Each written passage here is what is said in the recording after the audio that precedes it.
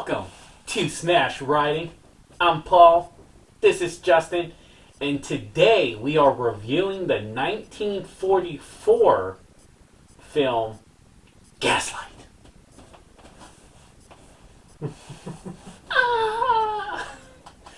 This was the first James Bond film ever that came out.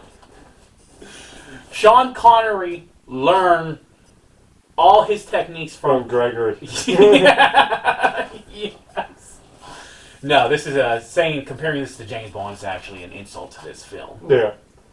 This is a solid film all around. I didn't have much expectation going into it, but it delivered pretty good.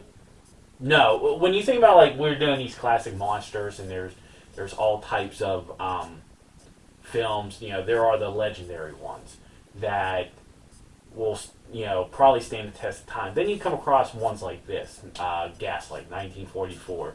Kind of probably gets lost in the shuffle until you actually watch it.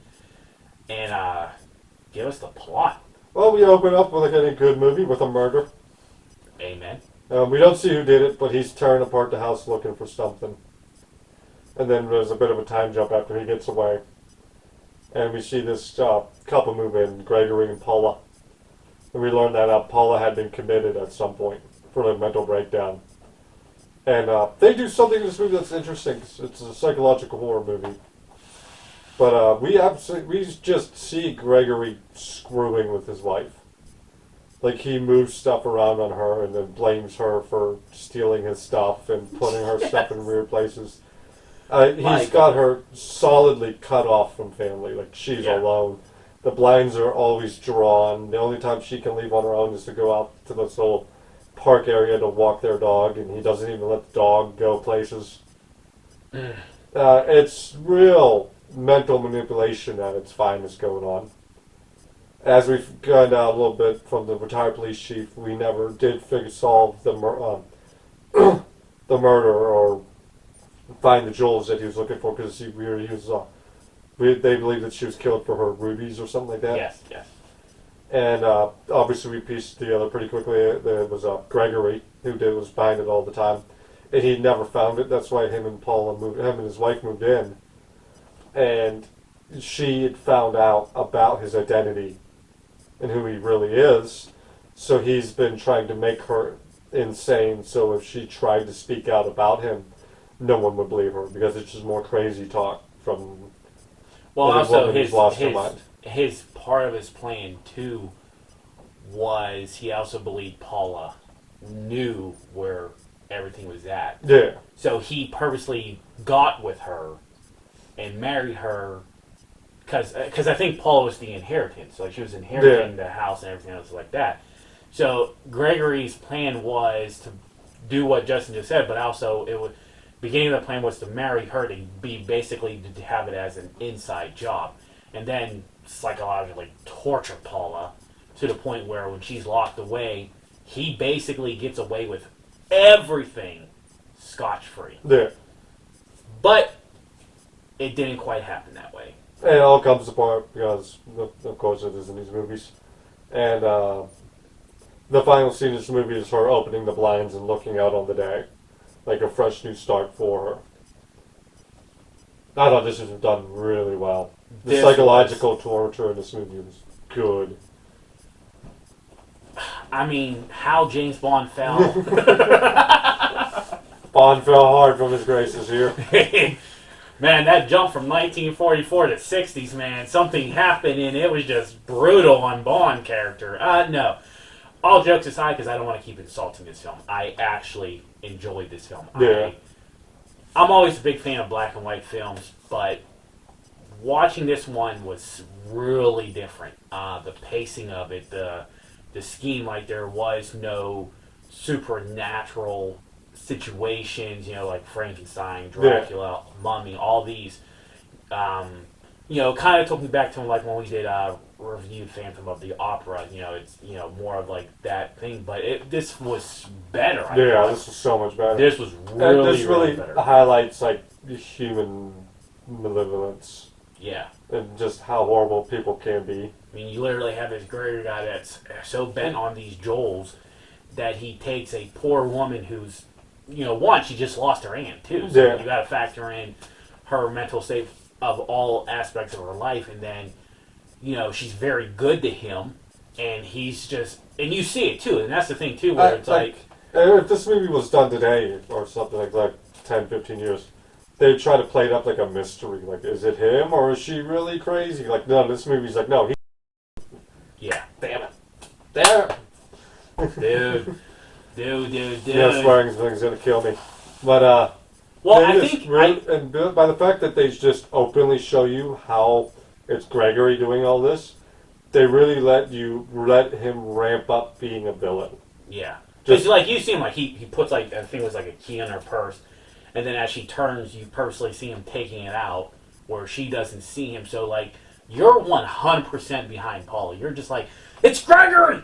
He did it, but there's nobody to help her. It hypes up your dislike for Gregory and your sympathy for Paula, and this movie does that. It was so well done. This movie might honestly be ahead of its time. Yeah, I think it may have been. Because it did so much right, like so much effort gone onto this film, and I loved it. Like I said, you go with your traditional Universal monsters with, the Mummy, all that had franchise after franchise. Obviously, this doesn't, which this film should not be touched in any way. Just leave it alone. Don't do no remakes. Like I said, if they do a remake, what they'd run into trouble with is them trying to, like, maybe it is Paula. In this movie, he's like, no, it's Gregory.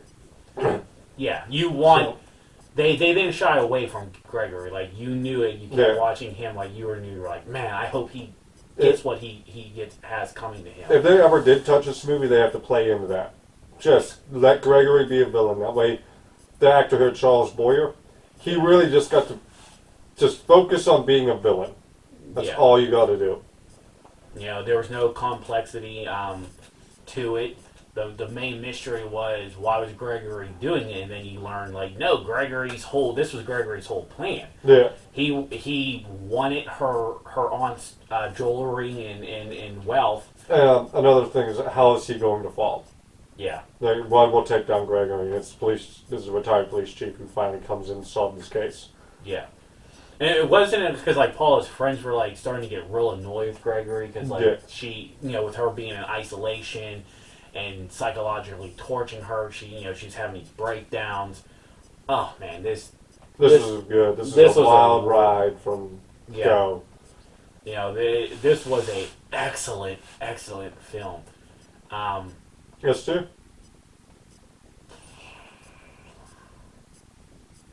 Yeah. I'm going to give it an S. I thought, even for its timeline, what they did, like, they didn't need to go up and beyond and try, like Dracula or the makeup in Frankenstein or the looks of the Invisible Man. They really didn't need that. Yeah, they just focus on the psychology. And they told an excellent story about this guy's twisted plan. I think this is probably, in this series that we're doing with these classic monsters, this is the scariest monster of all. It would be up there. Yeah. Obviously, to this point, from all the films that we watched to this point, like I said... I think only one other movie's climbed up to S tier that's been doing this list. At least for me. So I'm pretty sure I gave Invisible Man an S. I think I at least gave Invisible Man an A, because... Yeah. Because I don't think Dracula made it that high. No. But this one, like, everything flowed. Like, okay, if you want to go away from the story, look at the production of the films. They flowed the movie just right. It wasn't like cut scenes where you were like lost of the time frames and what happened here or what happened there. Everything was put together just right. So if you want to look behind the scenes of this film has great quality for its age. S all the way. S.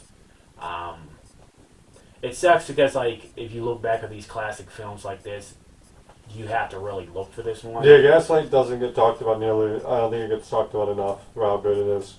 We can change that. Yes, we can. Just share it around. Just by saying it's a early version of James Bond. It's a better version of James Bond, really. It is. At least that detective is the new Bond. I don't know. It was a great Just film. put up a picture and a few seconds of that song. God, we gotta watch the next Bond film. Until next time. Bye bye.